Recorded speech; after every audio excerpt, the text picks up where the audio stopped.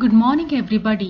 आज हम fiscal responsibility and management act 2003 के बारे में चर्चा करेंगे।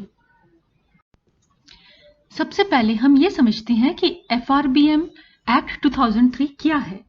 देखिए 1990 के दशक में नव परंपरावादी जो विचारधारा थी, नियो क्लासिकल जो आइडियोलॉजी थी, उसके पुनरुदय से संतुलित बजट को बिना किसी तर्क तथा औचित्य के अंतर्राष्ट्रीय स्तर पर स्वीकृति प्राप्त हो गई और अनेक देशों में सरकारों ने स्वेच्छा से संतुलित बजट की नीति को नहीं अपनाया है। इसलिए यह सुझाव दिया गया कि राजकोषीय संतुलन लाना सरकार का उत्तरदायित्व है। इस दिशा में उदारवादी आर्थिक विचारधारा के प्रभाव से भारत सरकार ने संतुलित बजट और घाटा नियंत्रण की नीति को अपनाया और इस कानून के अनुसार सरकार का वित्तीय घाटा शून्य होना चाहिए। विभिन्न देशों में जहां राजकोषीय उत्तरदायित्व सरकार पर डाला गया, वहां यदि स्वेच्छापूर्वक सरकार ने संतुलित बजट की नीति को नहीं अपनाया तो उसे कानूनी प्रावधान के द्वारा इस दिशा में कार्य करने के लिए विवश किया गया। भारत में क्योंकि राजकोषीय संतुलन स्वेच्छा से नहीं लागू किया गया, इसलिए इस देश में भी राजकोषीय उत्तरदायित्व और बजट प्रबंध की कानूनी व्यवस्था की गई है। अब व्हाट इज FRBM एक्ट? देखिए, it was enacted in August 2003 and it came into effect on July 5, 2004। अब ये एक्ट क्या एनविसेज करता है? It envisages setting the limits on the central government debts and deficits. जो केंद्र सरकार है उसके सेंट्रल गवर्नमेंट के जो डेब्ट्स हैं, डेफिसिट्स हैं, घाटे हैं, उन पर यह सीमा लगाता है। It is an act of the parliament that sets the targets for the government of India to establish financial discipline. वित्तीय अनुशासन लागू करने से संबंधी जो है एक्ट है। Improve the management of public funds. Public funds का जो व्यवस्था है उसको में सुधार लाने वाला एक्ट है।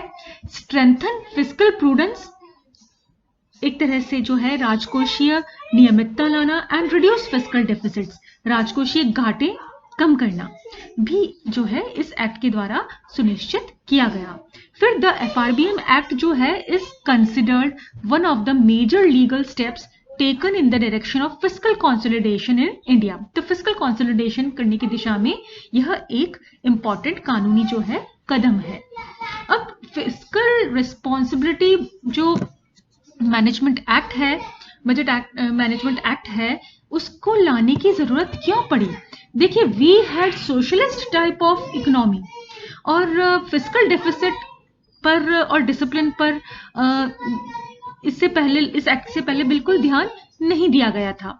ड्यू टू हाई बोरोइंग, बहुत ज्यादा उधार लेने से और जो हाई बोरोइंग करने के कारण, जो सरकार ने जो हाई बोरोइंग किया उसके कारण फिस्कल डेफिसिट काफी बढ़ गया था 1990 तक और डेफिसिट फाइनेंसिंग भी की गई, जिसके कारण हमें 1991 में BOP जो है बैलेंस ऑफ पेमेंट क्राइसिस देखना पड़ा। इंडियन इकोनॉमी में एक तरह से मेजर डाउनफॉल उस समय देखा गया।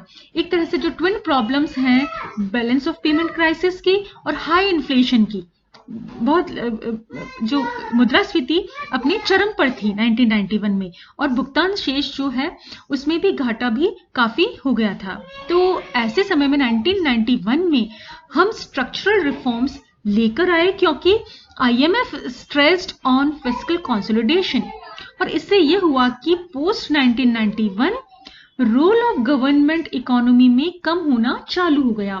फिस्कल डिसिप्लिन जो है, वित्तीय अनुशासन का जो है उसका महत्व अर्थव्यवस्था में बढ़ गया और पॉलिसी मेकिंग में, नीति बनाने में यह सम्मिलित हो गया है कि अब हम देखिए डेफिसिट फाइनेंसिंग ज्यादा नहीं करेंगे। इस ऑब्जेक्टिव को पूरा करने के लिए FRBM जो है एक्ट 2003 सरकार लेकर आई। अब हम देखते हैं FRBM एक्ट 2003 के प्रमुख उद्देश्य क्या क्या हैं।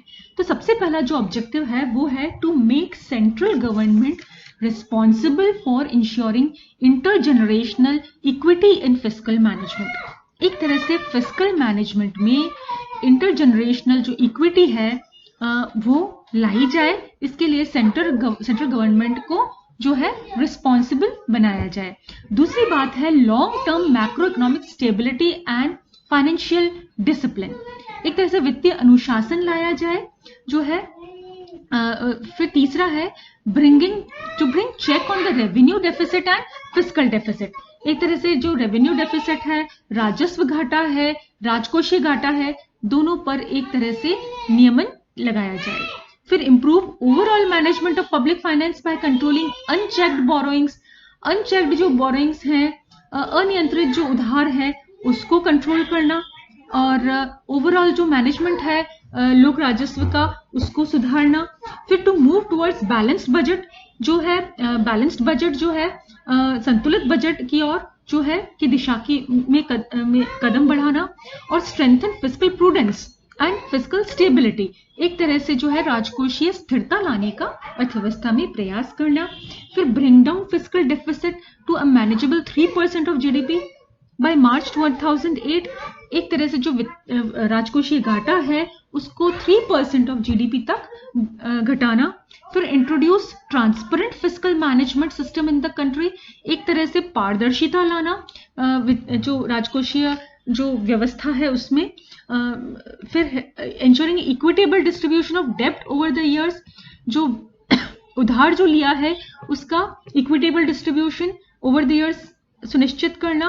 और इस एक्ट से it also intended to give the required flexibility to the central bank for managing the inflation in India. एक तरह से मुद्रास्फीति को नियंत्रित करने के लिए केंद्रीय बैंक को पर्याप्त रूप से जो है फ्लेक्सिबिलिटी सुनिश्चित इसके तहत वो भी इसमें की गई। Now what does FRBM act stipulate. देखिए क्या बताता है, फिस्कल रिस्पॉन्सिबिलिटी मैनेजमेंट एक्ट जो है वो एक तरह से यह स्टिपुलेट करता है कि following documents shall be laid before parliament in addition to the budget document. Budget document के साथ साथ और भी बहुत सारे डॉक्यूमेंट, जैसे medium term fiscal policy statement है, ये देना होगा सरकार को। फिर फिस्कल पॉलिसी स्ट्रैटेजी स्टेटमेंट देना होगा। फिर मैक्रो इकोनॉमिक फ्रेमवर्क स्टेटमेंट देना होगा। फिर FRBM एक्ट जो है it laid to the framing of FRBM rules in 2004. Rules essentially set targets for central government to ensure fiscal discipline. Deficit financing जो government अभी तक एब्रप्ट तरीके से चला रही थी वो अब नहीं कर पाएगी। अब इसके जो एक्ट के जो की फीचर्स हैं, देखिए ये जानना जरूरी है कि इसके की फीचर्स क्या हैं इस एक्ट के। तो इसमें देखिए क्वार्टरली रिव्यू कराया जाएगा trends and receipts and expenditures का, कि कितना एक्सपेंडिचर किया गया और कितने रिसिप्ट्स आ रही हैं, ताकि ऐसा न हो कि पूरा साल बीत जाने के बाद पता पड़े कि आपने क्या गलती कर दी। फिर साथ ही साथ 4 फिस्कल इंडिकेटर्स बताए गए, जिसको कि जैसे कि आपका है ये fiscal deficit as a percentage of GDP, revenue deficit as a percentage of GDP, tax revenue as a percentage of GDP, फिर टोटल आउटस्टैंडिंग जो पैसा देना है, total outstanding liabilities as a percentage of GDP. ये जो है fiscal indicators बताए गए, जिसको कि आपको ध्यान में या मद्दे नजर रखना पड़ेगा और ये स्पेसिफाई करेगा इनके गोल्स, जैसे ये जो मैंने बताया आपको। और इसके बाद fiscal deficit, now what happened in 2007, fiscal deficit target जो है वो तय किया गया है कि fiscal deficit is to be reduced starting from 2004-2005 and to be reduced to 3% by 2009. But इसको कभी भी जो है फॉलो नहीं किया गया। देखिए सरकार इसको फॉलो नहीं कर पाई फिस्कल डेफिसिट को कम करने का, क्योंकि देखिए Indian government is a welfare oriented जो है गवर्नमेंट है, और हर बार लगता था कि ज्यादा खर्चा किया जाए और revenue deficit to be taken to zero. तो रेवेन्यू डेफिसिट यानी नॉन प्रोडक्टिव एक्सपेंडिचर को एक तरह से टू बी टेकन टू 0। तो ये तो टारगेट्स फिक्स किए गए। फिर सेंट्रल गवर्नमेंट मार्केट लायबिलिटीज के तहत देखिए, central government should not provide guarantee in excess of 0.5% of GDP in any financial year beginning with 2004-5। फिर central government should not assume additional liabilities in excess of 9% of GDP for financial year 2004-5 and progressive reduction of this limit by at least 1% of GDP in each subsequent year। साथ ही RBI और central government की भी कुछ जिम्मेदारियां या liabilities तय की गई। जैसे RBI should not subscribe to primary issue of central government securities from 2006-7।